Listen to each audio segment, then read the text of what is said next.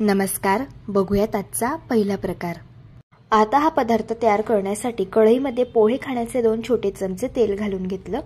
तेल चांगलं गरम झालं, यामध्ये 1 चमचा जिरं घालून घेतलं, पाव चमचा हिंग घालून घेतला, 2 हिरव्या मिरचीचे काप यामध्ये घातले। तिखट आवडीप्रमाणे कमी जास्त करू शकता। 6 ते 7 कढीपत्त्याची पानं अगदी बारीक कट करून घेतली तर ती घातलेली आहे। कढीपत्त्याचा फ्लेवर या पदार्थामध्ये खूप छान उतरतो। 1 चमचा यामध्ये आल्याची पेस्ट घालून घेतलेली आहे आणि पाव वाटी ओल्या नारळाचा चव घातला। ओल्या नारळाचा चव घातल्यामुळे पदार्थाची चव ही दुपटीने वाढते। 1 ते 2 सेकंद छान हे सगळं परतून घेतलं। आता यामध्ये 2.5 वाटी आपल्याला पाणी घालून घ्यायचं आहे। आधी 1 वाटी पाणी घातलं, नंतर दुसरी वाटी आणि ही आहे शेवटची अर्धी वाटी, असं बरोबर 2.5 वाटी पाणी घालून घेतलं। आता या पाण्याला एक खडखडून उकळ काढून घेतली। आता हा पदार्थ चवीला अगदी चविष्ट तयार व्हावा तर त्यासाठी इथे मी 1 मोठ्या आकाराचा बटाटा किसून घेतलेला आहे। बटाट्याचा किस काळा पडू नये तर त्यासाठी पाण्यामध्ये घालून घेतला होता। असा हा किस हाताने पिळून घ्यायचा आणि नंतर आपल्याला या पाण्यामध्ये घालून घ्यायचा आहे। झाकण ठेवून 6 ते 7 मिनिटं हा किस आपल्याला शिजवून घ्यायचा आहे। किस शिजून झाल्यानंतर यामध्ये पाव वाटी आपल्याला तांदळाचं पीठ घालून घ्यायचे। तांदळाच्या पिठामुळे पदार्थ छान क्रिस्पी आणि खुसखुशीत तयार होतो।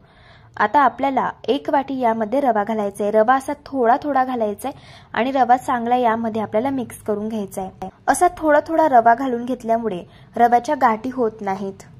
आता सर्वच रवा मी यामध्ये घालून घेतलाय। छान याला मिक्स करून घ्यायचे। यामध्येच चवीप्रमाणे मीठ घालून घ्यायचं आहे आणि थोडीशी बारीक चिरलेली कोथिंबीर घालून घ्यायची आणि या मिश्रणाचा जोपर्यंत गोळा होत नाही तोपर्यंत हे मिश्रण आपल्याला 4 ते 5 मिनिटं चांगलं व्यवस्थित शिजवून घ्यायचं आहे। मिश्रण शिजवताना एक गोष्ट लक्षात ठेवायची, गॅसची फ्लेम अगदी स्लो ठेवायची आहे। इथे मी हे मिश्रण कढईपासून वेगळं होईपर्यंत चांगलं व्यवस्थित शिजवून घेतलेलं आहे। बघू शकता मिश्रण छान कढईपासून वेगळं होत आहे आणि मिश्रणाचा मस्त असा गोळा हा तयार झालेला आहे। गॅस बंद करून घ्यायचा आणि मिश्रण एका ताटामध्ये थंड होण्यासाठी काढून घ्यायचं। मिश्रण लवकर थंड होण्यासाठी असं चमच्याने आपल्याला या परातीमध्ये त्याला पसरवून घ्यायचं आहे। मिश्रण पूर्णपणे थंड झालेलं आहे। आता हाताला अगदी थोडंसं तेल लावून घ्यायचंय आणि मिश्रण चांगलं आपल्याला मळून घ्यायचं आहे। बघू शकता इथे आपलं हे मिश्रण चांगलं मळून झालेलं आहे। इथे आज आपण सकाळच्या नाश्त्यासाठी मेदू वडे तयार करत आहोत। तर ज्या साईजचा वडा बनवायचा असेल तेवढं मिश्रण हातामध्ये घ्यायचं आहे। सुरुवातीला छान याला असं गोल हाताने करून घ्यायचं, नंतर टिक्कीसारखं प्रेस करून घ्यायचं आहे। बोटाला तेल लावून घ्यायचं आणि याला या पद्धतीने होल हे आपल्याला तयार करून घ्यायचं आहे। बघू शकता इथे आपला हा मेदू वडा तयार झाला। याच पद्धतीने सगळे वडे मी तयार करून घेतलेले आहे। आता लगेच आपण यांना फ्राय करून घेऊया। वडे फ्राय करण्यासाठी तेल गरम करून घेतलेलं आहे। वडे आता कढईमध्ये घालून घेऊया। वडे क्रिस्पी आणि कुरकुरीत होईपर्यंत गॅसच्या मीडियम फ्लेमवरती आपल्याला फ्राय करून घ्यायचे आहे। एका साइडने वडे फ्राय झाल्यावरती वडे पलटी करून घ्यायचे आणि वडे दुसऱ्या साइडने देखील फ्राय करून घ्यायचे। इथे मी हे वडे फ्राय करून घेतले। बघू शकता मस्त असे क्रिस्पी खुसखुशीत असे हे वडे तयार झाले। दिसायला एवढे सुंदर दिसतात त्यापेक्षा चवीला हे अगदी भन्नाट लागतात। याच पद्धतीने सगळे मेदू वडे फ्राय करून घेतले। असे हे मेदू वडे चवीलाही अगदी छान लागतात। लहान काय मोठे सुद्धा फार आवडीने खातील इतके चविष्ट तयार होतात। बाहेरून मस्त क्रिस्पी आणि खुसखुशीत आणि आतून मस्त पोकळ असे हे वडे बनतात। या पद्धतीने तुम्ही एकदा नक्कीच ट्राय करून बघा। प्रकार क्रमांक 2। हा पदार्थ तयार करण्यासाठी 1 वाटी इथे आपल्याला जाड रवा घ्यायचा आहे। इथे जाडच रव्याचा वापर करायचा, बारीक रवा अजिबात वापरू नका। त्याच वाटीने बरोबर 1 वाटी यामध्ये दूध घालून घ्यायचं आहे आणि याला मिक्स करून घ्यायचं। झाकण ठेवून आपल्याला हा रवा दुधामध्ये भिजण्यासाठी ठेवायचा आहे, साधारण 5 मिनिटांसाठी। रवा भिजत आहे तोपर्यंत पुढची प्रोसेस बघूया। आता एका पॅन मध्ये 1 वाटी आपल्याला पाणी घालून घ्यायचे। त्याच वाटीने बरोबर अर्धी वाटी साखर घालून घ्यायची। गोडाचं प्रमाण आवडीप्रमाणे कमी जास्त करू शकता। आता साखर आपल्याला फक्त या पाण्यामध्ये विरघळून घ्यायची आहे। साखरेचा पाक अजिबात बनवायचा नाही। साखर विरघळलेली आहे। गॅस बंद करायचा आणि हे मिश्रण आपल्याला साईडला ठेवायचे। पाणी आणि साखरेचं मिश्रण तयार होत होतं तोपर्यंत रवा देखील चांगला मऊसूत भिजला गेलेला आहे। आता कढईमध्ये पोहे खाण्याचे 4 छोटे चमचे आपल्याला साजूक तूप घालून घ्यायचे। तूप चांगलं गरम झालं, यामध्ये काजूचे बदामाचे काप घालून घ्यायचे आहे आणि थोडेसे मनुका घालून घ्यायचे। ड्रायफ्रुट्स तुम्ही आवडीप्रमाणे कमी जास्त करू शकता। ड्रायफ्रुट्स 1 ते 2 सेकंद तुपावरती चांगले हलक्या गुलाबी रंगावरती परतून घ्यायचे आहे। ड्रायफ्रुट्स इथे मी परतून घेतले। आता हा भिजवून घेतलेला रवा आपल्याला यामध्ये घालून घ्यायचा आहे। आता हा रवा तुपामध्ये चांगला भाजून घ्यायचा आहे। जसा जसा हा रवा भाजला जाईल तसं तसं रव्याचं हे मिश्रण अगदी दाणेदार दिसायला सुरुवात होते आणि या रव्यामधून हलकासा सुगंध रिलीज होतो। यावरून समजायचं रवा इथे भाजून झालेला आहे। सांगितल्याप्रमाणे बघू शकता रव्याचा प्रत्येक कण छान असा दाणेदार दिसत आहे आणि मस्त असा सुटसुटीत तयार झालेला आहे आणि रव्याचा सुगंध पूर्ण घरामध्ये दरवळायला सुरुवात देखील झालेला आहे। याचा अर्थ इथे आपला हा रवा भाजून झालेला आहे। आता तयार करून घेतलेलं पाणी आणि साखरेचं मिश्रण आपल्याला या रव्यामध्ये घालून घ्यायचं आहे। छान याला मिक्स करून घ्यायचं। आता झाकण ठेवून आपल्याला हा रवा गॅसच्या मंद आचेवरती 6 ते 7 मिनिटं शिजवून घ्यायचा आहे। पण लक्षात ठेवा या 6 मिनिटांमधून 2-2 मिनिटांनी रवा मिक्स करत जायचा आहे, ज्यामुळे रवा हा तळाला चिटकणार नाही आणि रवा अगदी छान सुटसुटीत आणि मोकळा मोकळा तयार होईल। इथे मी हा रवा बरोबर 6 मिनिटं गॅसच्या मंद आचेवरती शिजवून घेतला। बघू शकता इथे आपला मस्त असा हा लुसलुशीत असा शिरा तयार झालेला आहे। अगदी झटपट हा शिरा तयार होतो आणि चवीलाही अगदी भन्नाट लागतो। सगळ्यात शेवटी पाव चमचा वेलची पावडर यामध्ये घालून घेतली। कच्चा रवा भाजून तर आपण नेहमीच शिरा बनवतो, पण असा दुधामध्ये भिजवून केलेला शिरा चवीला जास्त छान लागतो आणि या शिऱ्याची टेस्ट जसं आपण सत्यनारायणाच्या पूजेसाठी प्रसाद बनवतो त्याच प्रसादासारखी या शिऱ्याची चव लागते। एकदा तुम्ही या पद्धतीने नक्कीच ट्राय करून बघा। प्रकार क्रमांक 3। आता हा पदार्थ तयार करण्यासाठी 1 कप आपल्याला बेसन पीठ घ्यायचं आहे आणि अर्धा कप यामध्ये जाड रवा घालून घ्यायचा आहे। आता यामध्ये अर्धा कप आपल्याला दही घालून घ्यायचं आहे। सुरुवातीला याला मिक्स करून घेऊयात, यावरून अंदाजा येईल यामध्ये आपल्याला किती पाणी घालण्याची गरज पडणार आहे। आता थोडं थोडं पाणी घालायचं आणि याचं आपल्याला बॅटर हे तयार करून घ्यायचं आहे। असं थोडं थोडं पाणी घालून बॅटर तयार करून घेतलं त्याच्या गुठळ्या तयार होत नाही आणि अगदी स्मूथ असं हे बॅटर तयार होतं। बघा इथे मी बॅटर तयार करून घेतलेलं आहे। तुम्ही बॅटरची थिकनेस बघून घ्या, अशा पद्धतीची आहे आणि हे बॅटर तयार करण्यासाठी ज्या कपाने बेसन पीठ घेतलं होतं त्याच कपाने 1 कप पाणी घेतलं होतं, तर त्यातील पाव कप पाणी हे शिल्लक राहिलेलं आहे। आता यावरती झाकण ठेवायचं आणि 10 मिनिटांसाठी आपल्याला हे बॅटर भिजण्यासाठी ठेवायचं आहे। तोपर्यंत पुढची प्रोसेस बघूया। ताटामध्ये आपल्याला 1 छोटा चमचा तेल घालायचं आहे आणि तेल लावून ताटाला ग्रीस करून घ्यायचं आहे। कढईमध्ये 2 ग्लास पाणी घालायचं आहे। यामध्ये 1 रिंग ठेवायची आहे। रिंग नसेल तर तुम्ही ते डब्याचं झाकण सुद्धा वापरू शकता। आता हे पाणी आपल्याला गरम करून घ्यायचंय। पाणी गरम झाल्यावरती तेल लावून घेतलेलं हे ताट आपल्याला यामध्ये ठेवून द्यायचं आहे। आता 10 मिनिट इथे झालेले आहे आणि इथे आपलं हे बॅटर सुद्धा चांगलं भिजलं गेलेलं आहे। यामध्ये चिमूटभर हळद घालायची आहे। हळद अगदी कमीच वापरायची, जर हळद जास्त झाली तर ढोकळ्यावरती लाल पॅचेस पडतात। 1 चमचा हिरव्या मिरचीचा ठेचा घालायचा आहे आणि 1 चमचा आल्याची पेस्ट घालून घ्यायची आणि पोहे खाण्याचे 2 चमचे यामध्ये आपल्याला तेल घालून घ्यायचे। तेल घातल्यामुळे ढोकळा घशामध्ये अडकत नाही आणि अगदी छान मऊ लुसलुशीत जाळीदार असा तयार होतो। यामध्ये चवीप्रमाणे मीठ घालून याला मिक्स करून घ्यायचं आहे। आता ढोकळा मऊ लुसलुशीत स्पंजी तयार होण्यासाठी यामध्ये 1 चमचा लेमन फ्लेवरचा इनो घालायचा आहे आणि अगदी पटकन हे बॅटर मिक्स करून घ्यायचंय। आता वेळ न वाया घालवता लगेच हे बॅटर आपल्याला ताटामध्ये ओतून घ्यायचं आहे। आता यावरती झाकण ठेवायचं आणि 10 मिनिटं गॅसच्या हाय फ्लेमवरती हा ढोकळा आपल्याला शिजवून घ्यायचा आहे। इथे मी हा ढोकळा 10 मिनिटं शिजवून घेतलेला आहे। आता आपण यावरचं झाकण काढूया। बघू शकता मस्त असा ढोकळा टम्म फुगून वर आलेला आहे। याला चेक करून घ्यायचंय। टूथपिक अगदी क्लीन निघत आहे, याचा अर्थ ढोकळा इथे आपला शिजला गेलेला आहे। आता हा ढोकळा आपल्याला हलका थंड करून घ्यायचा आहे। ढोकळा थंड होत आहे तोपर्यंत आपण यासाठी तडका तयार करून घेऊया। पॅन मध्ये 3 छोटे चमचे तेल घालून घ्यायचं आहे। तेल कडकडीत गरम झाल्यावरती यामध्ये 1 चमचा मोहरी घालायची। मोहरी तळतडल्यावरती यामध्ये आपल्याला पाव चमचा हिंग घालायचा आहे। 4 ते 5 हिरवी मिरची घालायची आणि 10 ते 12 कढीपत्त्याची पानं घालायची आणि 1 ते 2 मिनिटं ही फोडणी आपल्याला तेलावरती चांगली परतून घ्यायची आहे। आता ही तयार करून घेतलेली फोडणी आपण ढोकळ्यावरती घालून घेऊया। असा हा बेसन पिठाचा ढोकळा अगदी झटपट तयार होतो आणि चवीलाही अगदी छान लागतो। आता आपण याला कट करून घेऊयात। ढोकळा कट करत असतानाच तुम्हाला अंदाजा येत असेल हा ढोकळा अतिशय छान मऊ लुसलुशीत स्पंजी आणि सॉफ्ट असा तयार झालेला आहे। मी तुम्हाला ढोकळ्यातील 1 पीस काढून दाखवते। बघा ढोकळ्याला छान जाडी पडलेली आहे आणि छान असा मऊ लुसलुशीत असा स्पंजी सॉफ्ट ढोकळा तयार झालेला आहे। हा ढोकळा चवीला अगदी छान असा तयार होतो। तुम्ही हा ढोकळा मुलांच्या टिफिन बॉक्समध्ये देऊ शकता आणि नाश्त्याला सुद्धा तयार करून घेऊ शकता। अशा पद्धतीने तुम्ही एकदा ट्राय करून बघा। प्रकार क्रमांक 4। आता हा पदार्थ तयार करण्यासाठी एका बाउलमध्ये 1 वाटी गव्हाचं पीठ घालायचं आहे। त्याच वाटीने यामध्ये पाव वाटी बारीक रवा घालायचा आहे। तुम्ही ते जाड रवा सुद्धा वापरू शकता। आता पोहे खाण्याचे 2 चमचे यामध्ये बेसन पीठ घालून घ्यायचं आहे। 1 चमचा आलं लसूणची पेस्ट घालायची आहे।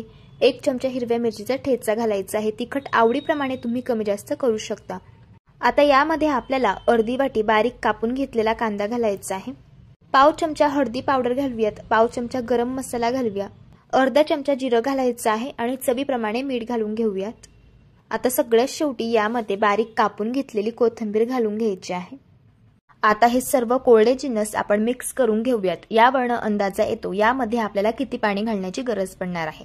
आता यामध्ये थोडं थोडं पाणी घालायचं आणि याचं आपल्याला बॅटर तयार करून घ्यायचं आहे। असं थोडं थोडं पाणी घालायचं म्हणजे पिठाच्या गाठी होत नाहीत आणि अगदी स्मूथ असं हे बॅटर तयार होतं। इथे मी बॅटर तयार करून घेतलेलं आहे। जसं आपल्या डोस्यांचं बॅटर असतं तशाच पद्धतीचं आपल्याला हे बॅटर ठेवायचं आहे। तुम्ही बघून घ्या याची थिकनेस अशा पद्धतीची आहे आणि हे बॅटर तयार करण्यासाठी ज्या वाटीने गव्हाचं पीठ घेतलं होतं त्याच वाटीने 2 वाटी पाणी इथे मी वापरलं आहे। आता यावरती झाकण ठेवायचं आहे 5 मिनिटांसाठी आणि हे बॅटर मुरण्यासाठी ठेवायचं आहे।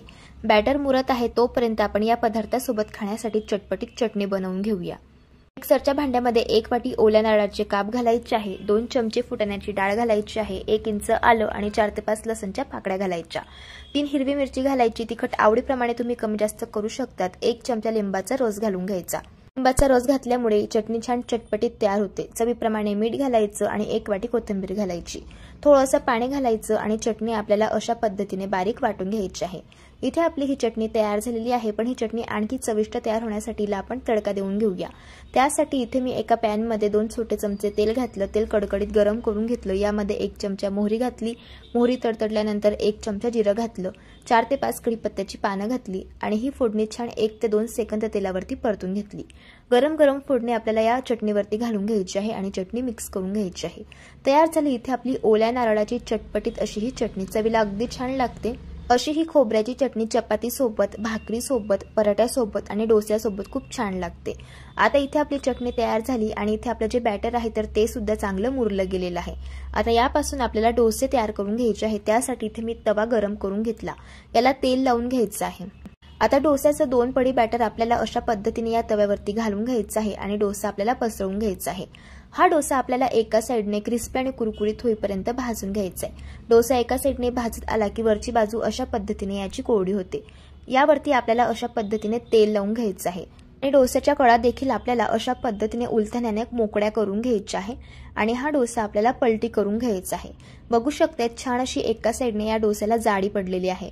आता डोस्याची दुसरी साइड देखील आपण भाजून घेऊया। इथे मी हा डोसा दोघी साइडने छान क्रिस्पी आणि कुरकुरीत होईपर्यंत भाजून घेतलेला आहे। तयार झाला इथे आपल्या चवीला अगदी भन्नाट लागणारा हा गव्हाच्या पिठाचा डोसा। चवीला अगदी छान लागतो आणि मस्त असा जाळीदार तयार होतो। हे डोसे दिसायला एवढे सुंदर दिसतात त्यापेक्षा चवीला अगदी अप्रतिम लागतात। लहान काय मोठे सुद्धा खूप आवडीने खातील एवढे चविष्ट हे डोसे तयार होतात आणि मस्त असे जाळीदार, मऊ आणि स्पंजी असे बनतात। अशा पद्धतीने तुम्ही एकदा ट्राय करून बघा। प्रकार क्रमांक 5। आता हा पदार्थ तयार करण्यासाठी इथे मी 1 वाटी मेथीची भाजी घेतली। हिला मी 2-3 वेळेस पाण्याने वॉश करून घेतले आणि भाजी बारीक अशी कापून घेतलेली आहे। आता आपल्याला कढईमध्ये 1 चमचा साजूक तूप घालून घ्यायचे। तूप गरम झाले। आता यामध्ये ही मेथीची भाजी घालायची आहे।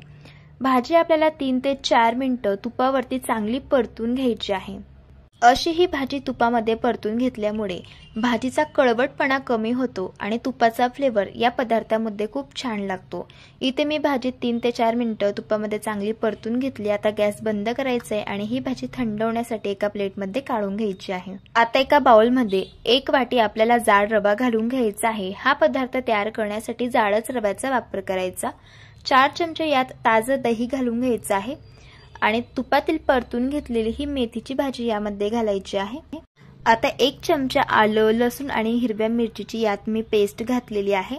1 चमचा जिरं घातलं। पाव चमचा हिंग घातला। हिंगामुळे पदार्थाला चव खूप छान येते। पाव चमचा हळद घातली आणि पाव चमचा गरम मसाला घालून घेतलाय। 1 वाटी यामध्ये कोथिंबीर घातलेली आहे आणि चवीप्रमाणे मीठ घालायचं आहे। आता हे सर्व जिन्नस सुरुवातीला आपल्याला मिक्स करून घ्यायचे आहे। यावरून अंदाजा येतो यामध्ये आपल्याला पुढे किती पाणी घालायचं आहे। जर तुम्हाला रेसिपीज आवडत असतील तर चॅनलला सबस्क्राइब करा आणि शेजारील बेल आयकॉन प्रेस करा म्हणजे जो व्हिडिओ सगळ्यात आधी चॅनलवरती अपलोड होईल त्याचं नोटिफिकेशन तुम्हाला सगळ्यात आधी मिळेल। इथे मी याला मिक्स करून घेतलं। आता यामध्ये थोडं थोडं पाणी घालायचं आहे आणि याचं आपल्याला बॅटर तयार करून घ्यायचं आहे। इथे मी बॅटर तयार करून घेतलेलं आहे आणि हे बॅटर तयार करण्यासाठी ज्या वाटीने आपण रवा घेतला होता त्याच वाटीने इथे मी 1.5 वाटी पाणी इथे वापरलेलं आहे। बॅटरची थिकनेस बघून घ्या, अशा पद्धतीची आहे। आता यावरती 5 मिनिटं झाकण ठेवायचं आहे आणि हे बॅटर आपल्याला भिजण्यासाठी ठेवायचे। 5 मिनिटांनंतर बघू शकतात बॅटर चांगलं भिजलेलं आहे आणि बॅटरची थिकनेस बघून घ्या, अशा पद्धतीची आहे। जर तुम्हाला बॅटर घट्ट वाटत असेल तर तुम्ही यामध्ये थोडंसं पाणी घालून घेऊ शकता, पण मला हे बॅटर अगदी परफेक्ट वाटत आहे। आता यामध्ये आपल्याला अर्धा चमचा इनो फ्रूट सॉल्ट घालून घ्यायचं आहे। इनो घातल्यामुळे हे बॅटर हलकं फुलकं होतं आणि त्यामुळेच आपला पदार्थ स्पंजी आणि सॉफ्ट तयार होतो। याला मी चांगलं मिक्स करून घेतलं। इथे आपलं हे बॅटर तयार झालेलं आहे। इथे आपण मेथीच्या भाजीची आप्पी तयार करणार आहोत, तर त्यासाठी इथे मी आप्पे पात्र गरम करून घेतलं आणि यामध्ये तेल घातलं। आता आपल्याला 1-1 चमचा आप्प्यांचं बॅटर अशा पद्धतीने आप्पे मोल्डमध्ये घालून घ्यायचं आहे आणि यावरती आपल्याला झाकण ठेवून हे आप्पे 5 ते 6 मिनिटं गॅसच्या अगदी मंद आचेवरती एका साइडने भाजून घ्यायचे आहे। इथे मी बरोबर 5 मिनिटं ही आप्पी एका साइडने भाजून घेतली। आता आपण यांना पलटी करून घेऊयात। तुम्ही बघू शकतात अगदी छान असे क्रिस्पी आणि कुरकुरीत असे हे आप्पे एका साइडने भाजले गेलेले आहे। अशाच पद्धतीने सर्व आप्पे मी पलटी करून घेतलेले आहे। आता आपल्याला आप्प्यांची दुसरी साइड देखील अशाच प्रकारे भाजून घ्यायची आहे। इथे मी दोघी साइडने हे आप्पे भाजून घेतले। आता आपण यांना काढून घेऊयात। तयार झाले इथे आपले मेथीचे आप्पे, चवीला अगदी छान लागतात। ज्या मुलांना मेथीची भाजी आवडत नाही ते सुद्धा आवडीने खातील, एवढे चविष्ट हे आप्पे तयार होतात। बाहेरून क्रिस्पी आणि कुरकुरीत आणि आतून स्पंजी आणि सॉफ्ट। अशा पद्धतीने एकदा ट्राय करून बघा। प्रकार क्रमांक 6। आता एका कढईमध्ये 2 चमचे साजूक तूप घालायचे। यामध्ये 1 वाटी बारीक कापून घेतलेली मेथी घालायची। आता ही मेथीची भाजी आपल्याला 1 ते 2 मिनिटं छान या तुपावरती परतून घ्यायची आहे। हे बघा, इथे मी ही मेथीची भाजी छान परतून घेतली आहे। आता याला एका प्लेटमध्ये आपण काढून घेऊयात। आता लगेच एका परातीमध्ये आपल्याला 1 वाटी गव्हाचं पीठ घालायचे, 1 चमचा बेसन पीठ घालायचे, 1 चमचा आलं, लसूण आणि मिरचीची पेस्ट घालूयात। आता यामध्ये आपल्याला पाव चमचा हळदी पावडर घालायची, पाव चमचा गरम मसाला घालायचा आहे, 1 चमचा धणे पावडर घालायची, पाव चमचा ओवा घालायचा आहे आणि 1 चमचा तीळ घालायचे। आता यामध्ये आपण 2 चमचे दुधावरची साय घालूयात।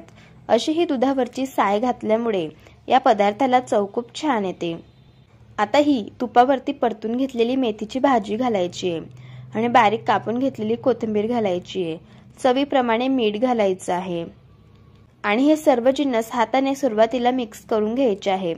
आता यामध्ये थोडं थोडं पाणी घालून आपल्याला याचं पीठ मळून घ्यायचं आहे। जसं चपातीचं पीठ असतं तशाच पद्धतीने आपल्याला याचं पीठ मळून घ्यायचं आहे। इथे मी पीठ छान मळून घेतलेलं आहे। हे बघा, अशा पद्धतीने हे पीठ जास्त सैल पण मळायचं नाही आणि जास्त घट्ट पण मळायचं नाही। जसं चपातीचं पीठ असतं तशाच पद्धतीने मळून घ्यायचं। आता ज्या साईजचा पराठा तयार करायचा आहे त्या साईजचा गोळा घेऊया आणि आता हा गोळा पिठामधून बुडवून घ्यायचा आहे। आता याला आपल्याला थोडंसं लाटून घ्यायचं आहे। असं थोडंसं लाटून घेतल्यानंतर याला आपण तेल लावूयात आणि अशा पद्धतीने याला फोल्ड करून घेऊयात। आता पुन्हा आपण याला पिठामधून बुडवून घेऊयात। आता याचा आपल्याला हा पराठा छान लाटून घ्यायचा आहे। इथे मी पराठा छान लाटून घेतलेला आहे। आता आपण पराठा भाजून घेऊयात। इथे मी तवा छान गरम करून घेतलेला आहे। आता यावरती पराठा घालूयात। पराठ्याची एक साइड छान भाजून झाली की पराठा पलटी करून घ्यायचा आहे आणि यावरती आपल्याला तेल लावून घ्यायचं आहे आणि असं तेल लावून आपल्याला हा पराठा छान भाजून घ्यायचा आहे। तेलाऐवजी इथे तुम्ही तुपाचा वापर सुद्धा करू शकतात। तुपामुळे या पराठ्याला चव खूप छान येते। असं दोघी साइडने तूप लावून आपल्याला हा पराठा छान भाजून घ्यायचा आहे। तर इथे आपला पराठा मस्त मी भाजून घेतलेला आहे। आता आपण याला काढून घेऊयात। तर तयार झाला इथे आपला हा चटपटीत असा मेथीचा पराठा। हा मेथीचा पराठा नाश्त्यामध्येच काय तर मुलांच्या टिफिनला सुद्धा देऊ शकता। चवीला अप्रतिम तयार होतो। प्रकार क्रमांक 7। पाव वाटी मुगाची डाळ 2 तास पाण्यामध्ये छान भिजवून घेतली। आता या डाळवरील पाणी आपल्याला अशा पद्धतीने काढून घ्यायचं आहे आणि डाळमधील 2 टेबलस्पून डाळ अशा पद्धतीने सेपरेट बाजूला काढून घ्यायची आहे। ही डाळ का बाजूला काढून घेतली ते मी तुम्हाला पुढे सांगणारच आहे।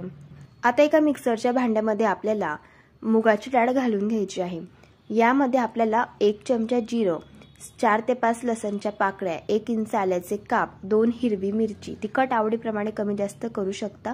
पाण्याचा वापर जराही न करता आपल्याला जाडसर अशा पद्धतीने ही डाळ वाटून घ्यायची आहे।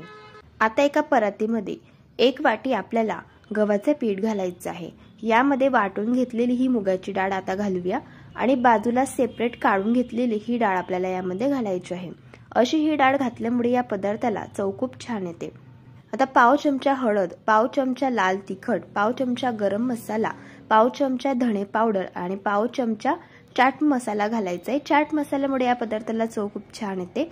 चवीप्रमाणे मीठ घालायचे आणि कोथिंबीर घालायची। आता सगळ्यात शेवटी 2 चमचे साजूक तूप घालायचे। असं साजूक तूप घातल्यामुळे या पदार्थाला चव खूप छान येते। आता हे सर्व जिन्नस सुरुवातीला हाताने छान मिक्स करून घ्यायचे आहे। यावरून अंदाजा येतो यामध्ये आपल्याला किती पाणी घालायचंय। आता थोडं थोडं पाणी घालून याचा आपल्याला छान गोळा मळून घ्यायचा आहे। जसे आपण चपातीचं पीठ मळून घेतो तशाच पद्धतीचं आपल्याला पीठ मळून घ्यायचं आहे।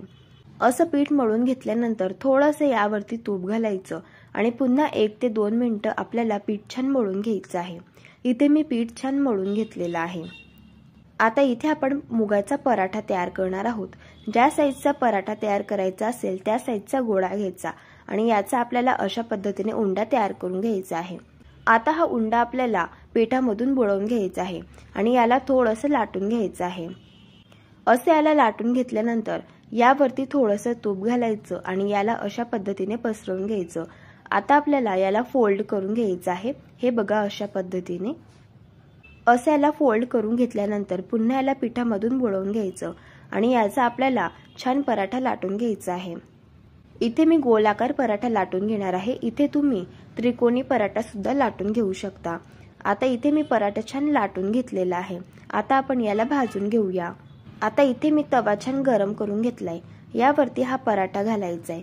पराठ्याची एक साइड छान भाजून झाल्यानंतर पराठा पलटी करून घेऊया। यावरती आता तूप घालून घ्यायचं आहे आणि दोघी साइडने आपल्याला तूप घालून हा पराठा भाजून घ्यायचा आहे। तुपाऐवजी तुम्ही तेलाचा वापर सुद्धा करू शकता, पण तुपामुळे या पराठ्याची चव खूप छान लागते। इथे मी दोघी साइडने छान तूप लावून हा पराठा मस्त भाजून घेतलेला आहे। हे बघा इथे आपला हा पराठा तयार झालेला आहे। आता आपण याला काढून घेऊयात।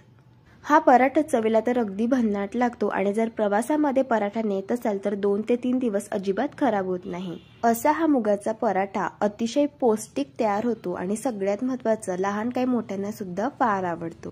जर तुम्हाला आजच्या या सर्व रेसिपीज आवडल्या असेल तर रेसिपीला लाईक करा, चॅनलला सबस्क्राईब करा आणि शेजारील बेल आयकॉन प्रेस करायला विसरू नका।